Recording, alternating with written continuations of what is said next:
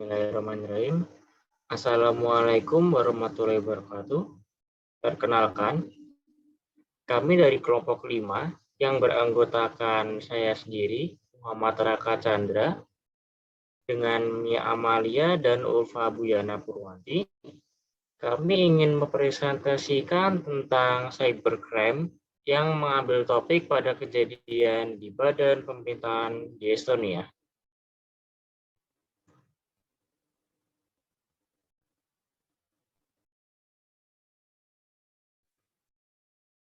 Cybercrime yang terjadi di Estonia dilatar belakangi karena adanya protes kekerasan penentangan pembongkaran monumen peringatan Perang Uni Soviet di Estonia.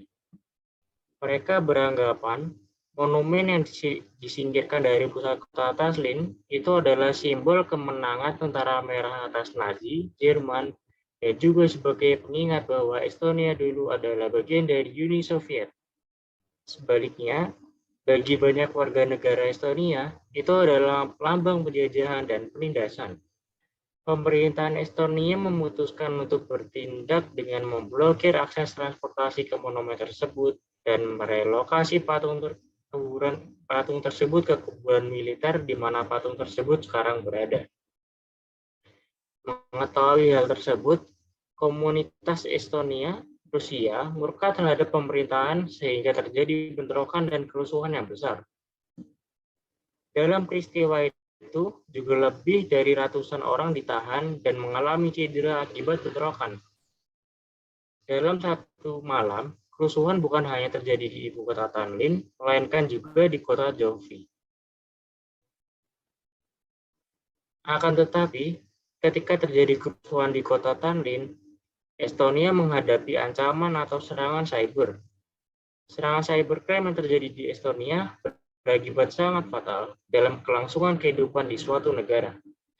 Hampir semua aktivitas di negara Estonia lumpuh total akibat serangan tersebut.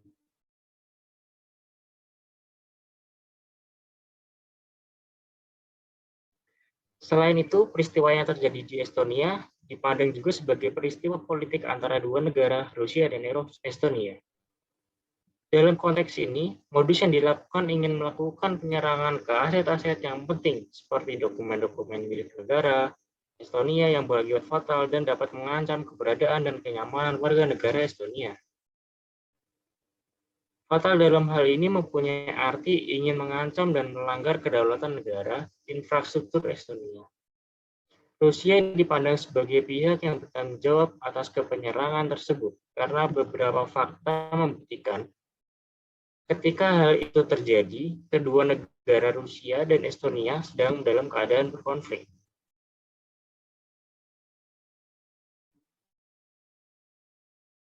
Kerugian yang terjadi akibat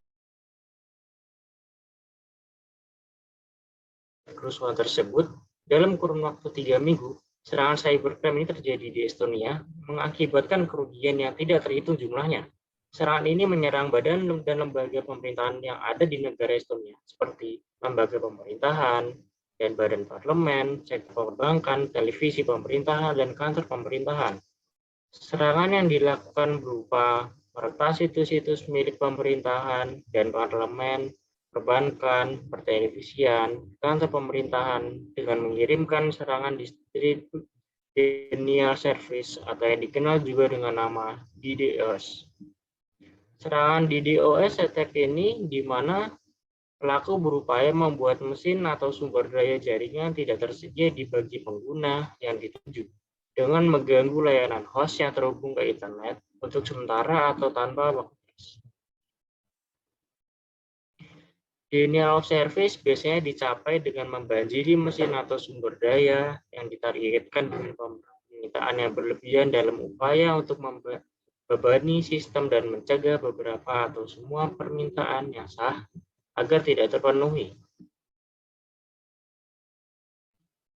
Dalam sebuah serangan penolakan, layanan secara terdistribusi, lalu lintas masuk membanjiri korban berasal dari berbagai sumber.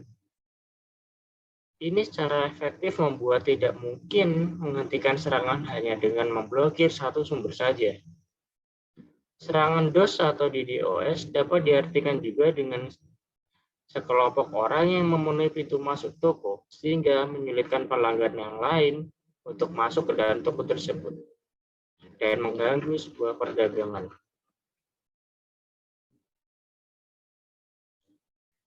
Kasus-kasus kejahatan cyber khususnya yang terkategorikan sebagai interaksi antara kejahatan cyber dan kejahatan agresi seperti dalam kasus Estonia dan Rusia. Itu merupakan beberapa kasus yang terjadi dalam bentuk memiliki rumusan yang tepat untuk menggambarkan bahwa kejahatan tersebut adalah suatu kejahatan yang telah memenuhi unsur-unsur hukum kejahatan internasional. Tentunya, beragam jenis kasus seperti ini akan menjadi kasus-kasus yang akan terus berulang di masa datang, dengan modus yang lebih rumit dan kompleks. Oleh karena itu, dibutuhkan sesuatu aturan hukum internasional yang secara khusus mengatur jenis kejahatan,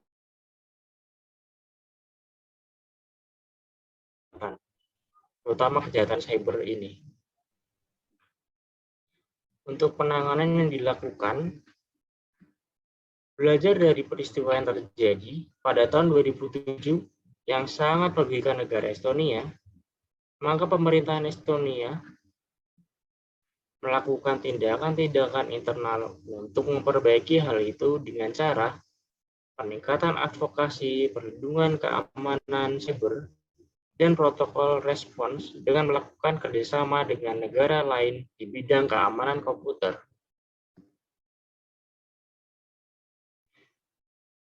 Ahli keamanan internet global Slovenia melakukan kolaborasi dengan CERT, Computer Emergency Response Team, dengan negara Finlandia, CERT-FI, Jerman, CERT-BOT, dan Slovenia, SECERT. CERT ini adalah sebuah komunitas di mana sebagai tim koordinasi teknis terkait insiden internet di seluruh dunia. Selain itu, ada dari organisasi internasional yang disebut NATO, organisasi yang menangani fakta pertahanan atau keamanan di kawasan Atlantik Utara, revisi kebijakan pertahanan cyber dalam militer gratis, wilayah, kemerdekaan, dan keamanan.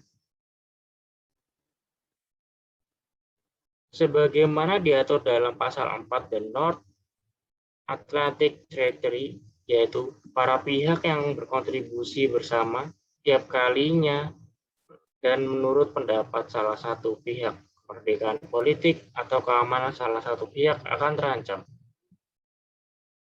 Perluasan makna dan cakupan pasal 4 dan North Atlantic Treaty menunjukkan langkah strategis yang dilakukan NATO untuk mengantisipasi bahaya serangan cyber yang telah terjadi dalam lingkup pertahanan Atlantik Utara, khususnya dalam konsep kedaulatan negara.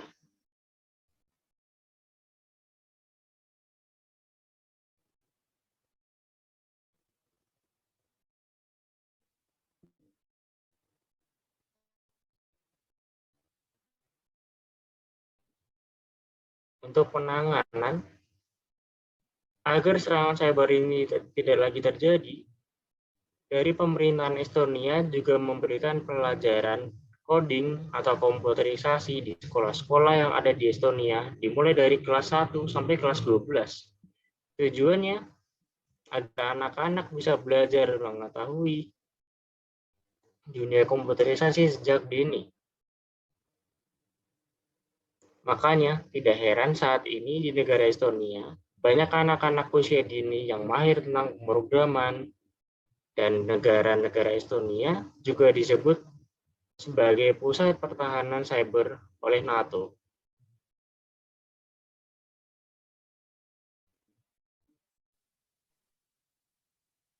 Penjelasan selanjutnya akan dijelaskan oleh rekan saya, Nia Amalia.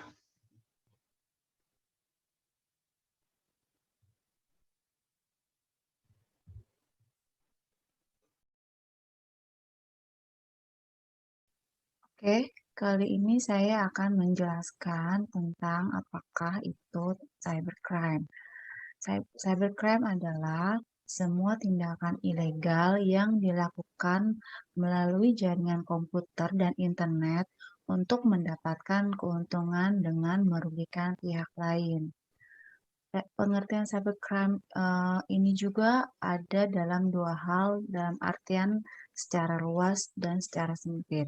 Dalam arti luas, pengertian cybercrime adalah semua tindakan ilegal yang dilakukan melalui jaringan komputer dan internet untuk mendapatkan keuntungan dengan merugikan pihak lain.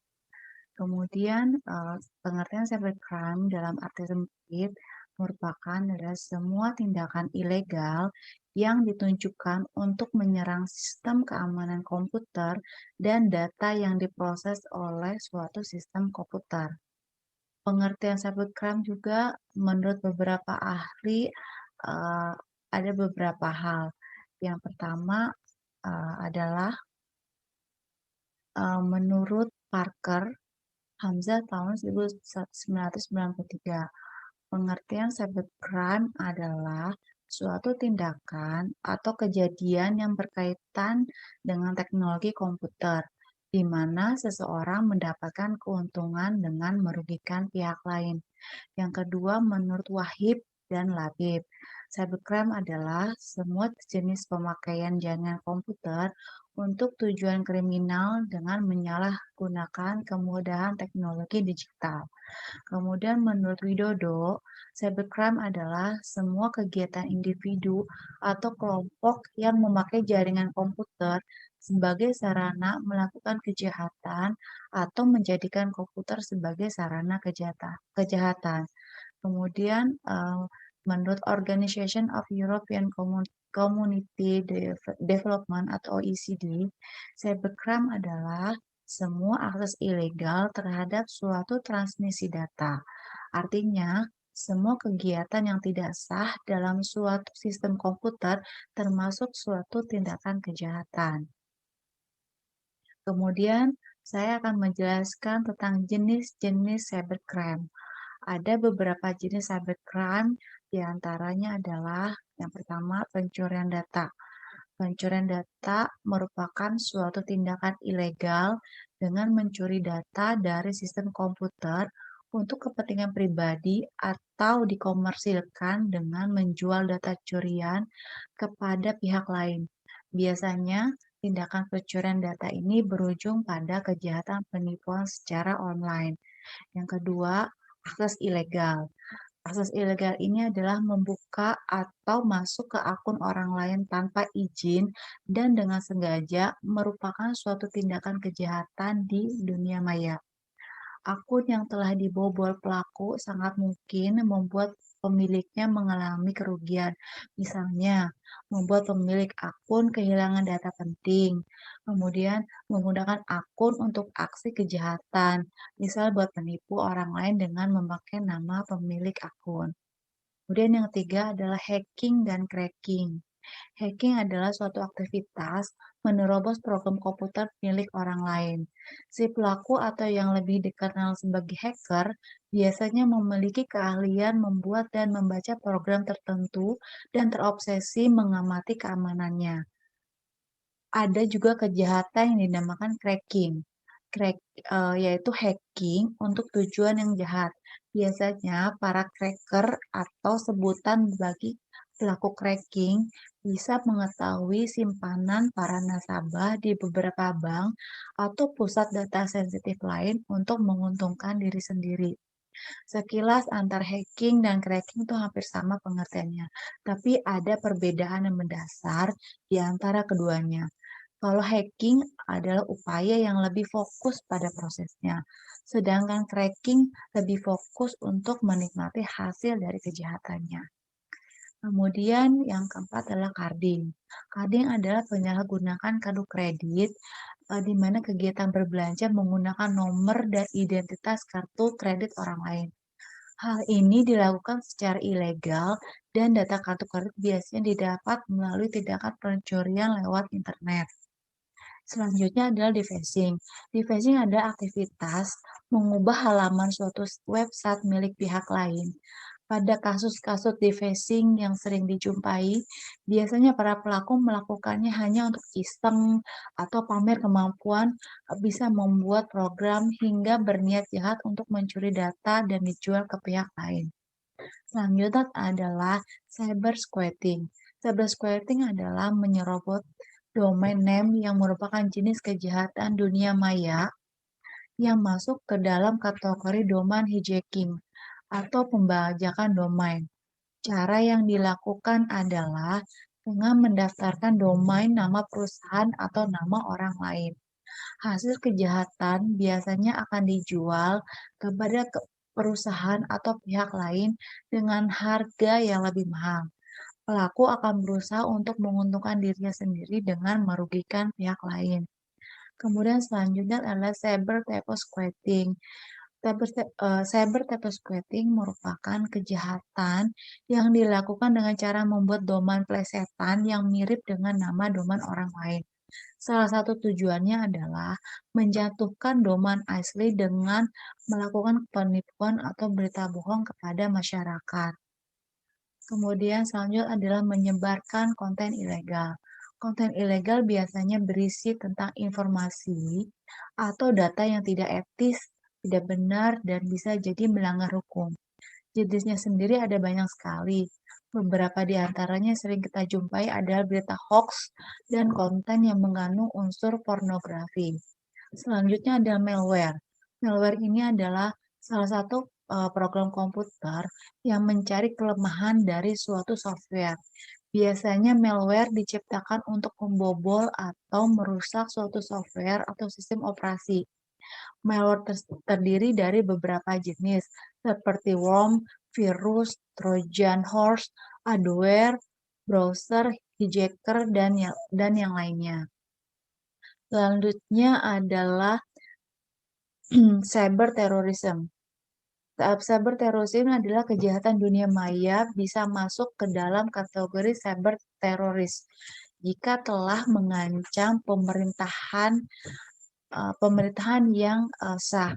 Para pelaku cyber teroris ini biasanya akan melakukan cracking ke situs pemerintahan atau militer untuk mengganggu pemerintahan yang sah dan mengganggu stabilitas suatu negara.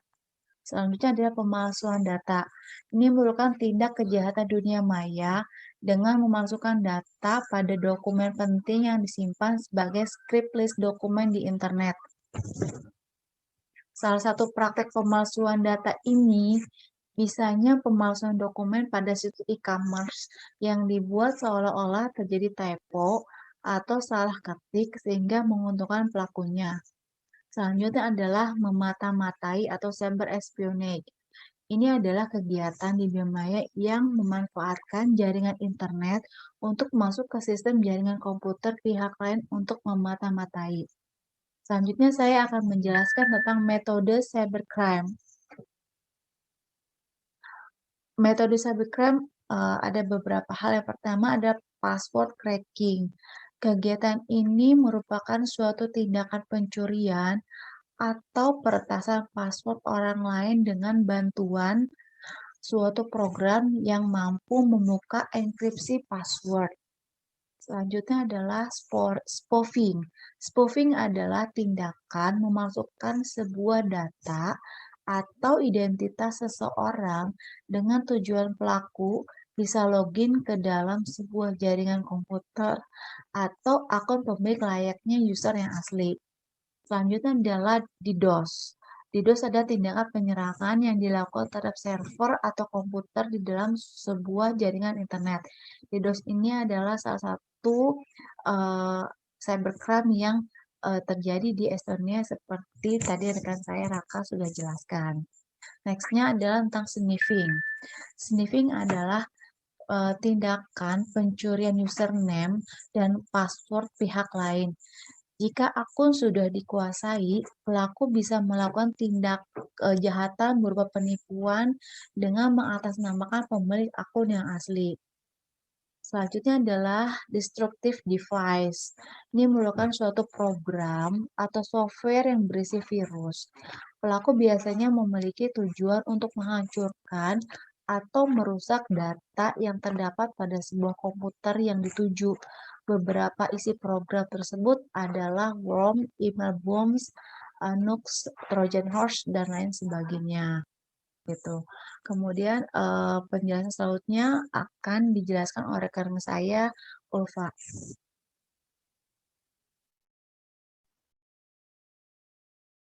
Oke, kita masuk ke contoh kasus cybercrime, yaitu kasus pembajakan akun Twitter di Indonesia. Penyebaran virus ini merupakan salah satu jenis cybercrime yang terjadi pada bulan Juli 2009, yang disebut dengan Twitter, salah satu jejaring sosial media yang lagi booming pada saat ini. Kembali menjadi media infeksi modifikasi New Copfest. New Copfest tersebut adalah penyerangan pada Microsoft worm yang mampu membajak akun Twitter dan menular melalui postingannya dan menjangkiti semua follower. Semua kasus ini hanya sebagian dari sekian banyak kasus penyebaran malware di sentero jejaring sosial. Twitter tak kalah jadi target. Pada Agustus 2009, diserang oleh penjahat-penjahat cyber yang mengiklankan video erotis. Modus serangannya tersebut adalah selain menginfeksi virus, akun yang bersangkutan bahkan si pemiliknya terkena imbas karena si pelaku mampu mencuri nama password penggunanya. Lalu menyebarkan pesan palsu yang merugikan orang lain seperti permintaan transfer uang melalui banking maupun ATM. Untuk penyelesaian kasus ini, tim keamanan dari Twitter sudah membuang infeksi tersebut. Tetapi perihal hukuman yang diberikan kepada penyebar virusnya belum ada kepastian hukum.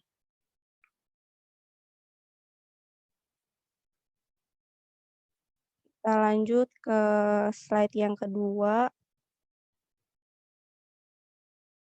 Kasus perjudian online di Indonesia. Perjudian online ini, pelaku menggunakan sarana internet untuk melakukan perjudian yang terjadi di Semarang pada 2006 silam. Para pelaku ini melakukan praktiknya dengan cara sistem member yang semua anggotanya mendaftar ke admin situs itu yang menghubungi nomor HP maupun nomor telepon. Mereka melakukan transaksi online lewat internet dan HP untuk mempertarungkan pertarungan bola Liga Inggris, bola Liga Italia, dan Liga Jerman yang ditayangkan di televisi. Untuk setiap pertarungannya itu berhasil menebak skor dan memasang uang 100.000 yang bisa mendapatkan uang 100.000 kembali atau bisa lebih. Contohnya, bandar ini melakukan transaksi untuk kamu harus bayar dulu 100.000 ini, nanti udah setelah menang baru kamu mendapatkan 100.000 bahkan jutaan rupiah. Itu modusnya itu sangat tidak baik ya. Jadi modus para pelaku bermain judi online ini adalah mendapatkan uang dengan cara instan. Dan sanksinya itu menjerat pasal yaitu 303 tentang perjudian online Undang-Undang Dasar tahun 1974 pasal 8 yang ancamannya lebih dari 5 tahun. Oke, kita masuk ke contoh kasus malware yang ada di Indonesia yang sudah disebutkan oleh rekan saya, Mia Amalia. Serangan malware ini terjadi di dunia internet karena sulit dideteksi. Banyak kasus penyerangan malware ini dilakukan oleh para hacker, tetapi kita mencatat kasus serangan malware ini paling merusak mematikan dan WannaCry, Spray Pegasus, Petya, dan lain-lain. Virus jahat yang disebarkan oleh dedemit dunia maya ini sangat berbahaya karena selain dapat merusak sistem, tetapi juga mengambil data-data pribadi pengguna. Di dunia ini, masyarakat telah digegerkan oleh beberapa serangan malware paling merusak dan mematikan di dunia. Mulai dari kasus WannaCry yang menyerang rumah sakit hingga Blueborn yang mampu menyerang lewat fitur Bluetooth.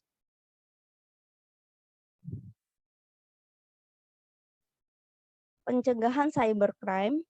Pada umumnya, perangkat yang Anda telah gunakan berbagai tools untuk menjaga perangkat Anda ini berbagai aktivitas kejahatan dunia maya. Meski begitu, ada beberapa langkah untuk pencegahan kejahatan dunia maya atau cybercrime, yaitu membentuk tim cyber security.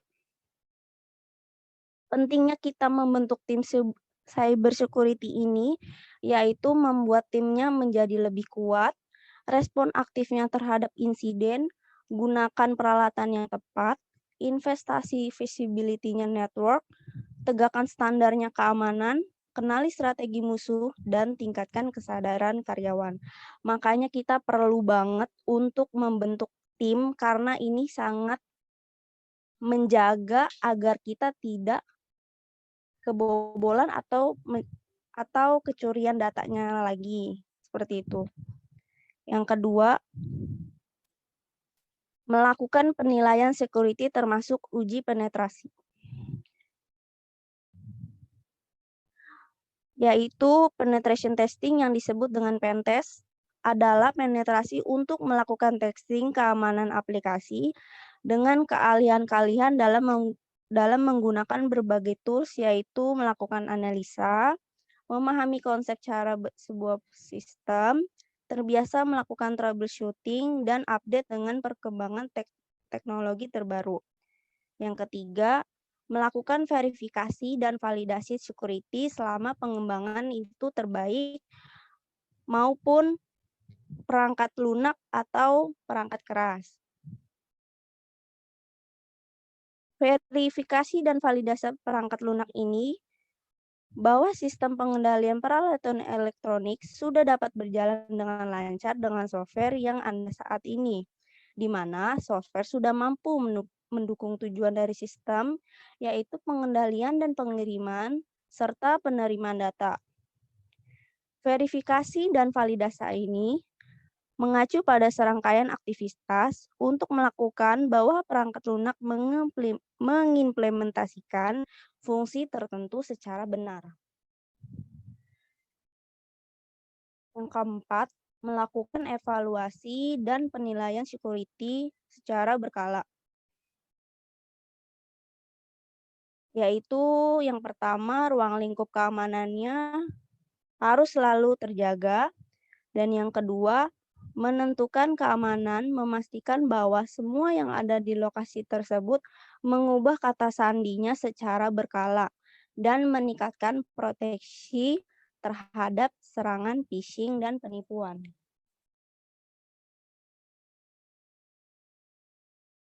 Oke, kita masuk ke tindakan hukum. Tindakan hukum di Indonesia ini terbagi menjadi dua kelompok yang diatur dalam Undang-Undang Transaksi Elektronik Nomor 8 Tahun 2011 yang telah diubah menjadi Undang-Undang Nomor 19 Tahun 2016. Untuk kejahatan nomor 1 yaitu kejahatan hacking ini termasuk dalam pasal 30, kejahatan ilegal penyadapan ini masuk pasal 31,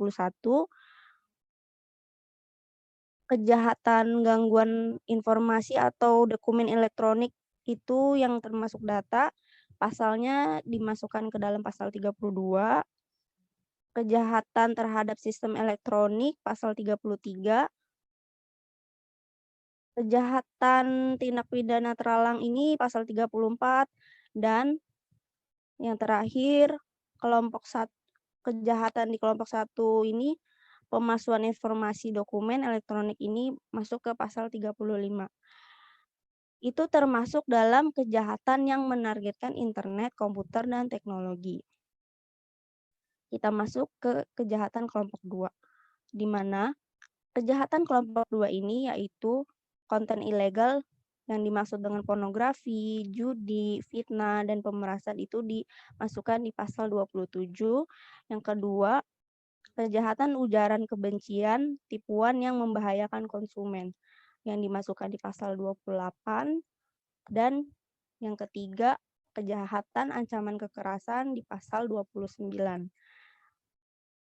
Kelompok 2 ini kejahatannya yaitu dengan cara menggunakan internet, komputer, dan teknologi terkait untuk melakukan kejahatan.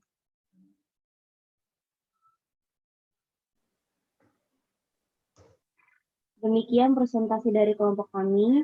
Silakan jika ingin mengajukan pertanyaan. Terima kasih. Wassalamualaikum warahmatullahi wabarakatuh. Ya, oke.